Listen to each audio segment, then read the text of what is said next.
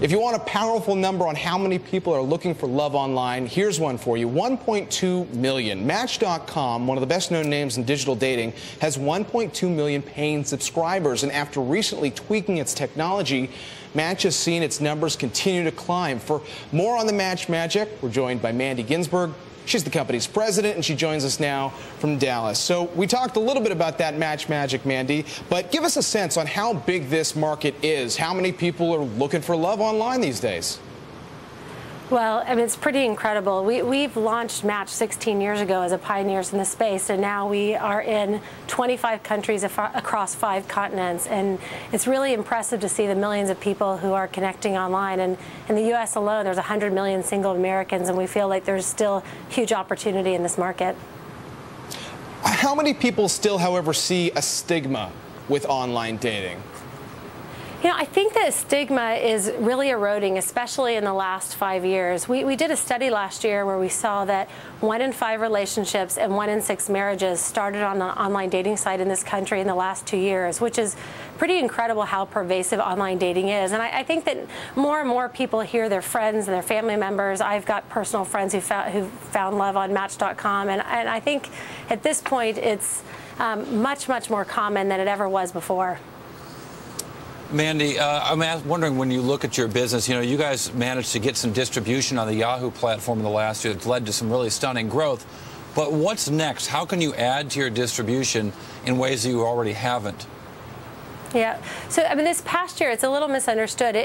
Our growth is really generated by a number of things. Really, the biggest contributor was about innovation. So we really focused on upgrading that technology platform to push product innovation. And as a result, we've seen really big milestones in terms of increased improvements in our matching and mobile growth. And so I think this past year, it's been the foundation of that innovation that's just going to propel us and take us forward.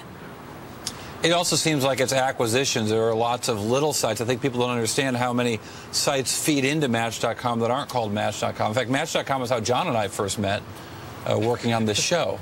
Okay, that's not really true. But I do wonder about all the little sites out there. What's your next acquisition?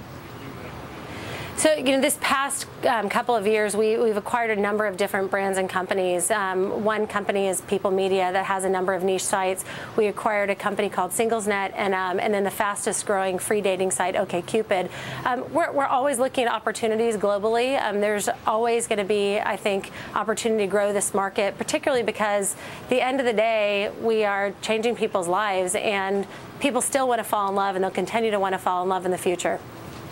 And speaking of falling in love, Mandy, a lot of people are using your service through their phones. I think it's almost a third.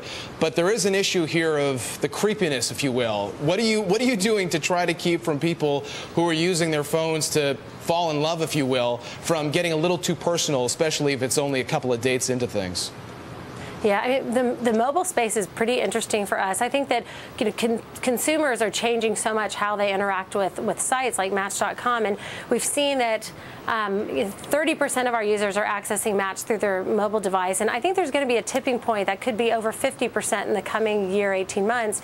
You know, we hear from users all the time about location, and the first thing, which is very important for us, is to put the control in the user's hands, that we don't expose user data or location data if they don't want us to. And I think the second thing is just more about ease of accessibility. If you're on the go and you want to look at profiles or start communication, people don't need to know where you are, but it's giving that discovery and that access to people while they're on the road. Mandy, thanks for your time. Mandy Ginsberg from